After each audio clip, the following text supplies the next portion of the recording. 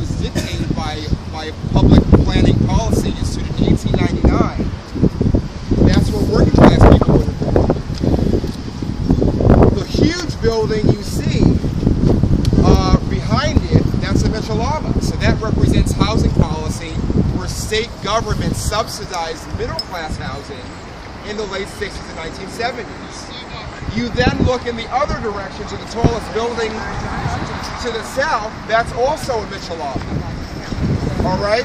So you have from estate to working class housing around World War I, to the housing projects built right after World War II, to mid-century modernism with the Michell Lamas, and actually we have post-Koch era housing right there. So you have a very lightly ornamented building right behind these one-story taxpayers. It's a three-story apartment building that's extremely simple. So we call that infill housing. And that structure is less than 4 years old.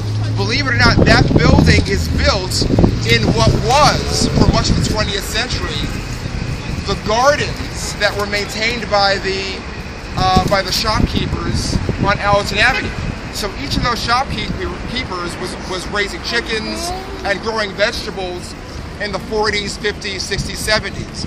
I don't think there was very much of that in the 80s and 90s, but that was certainly true coming out of World War II.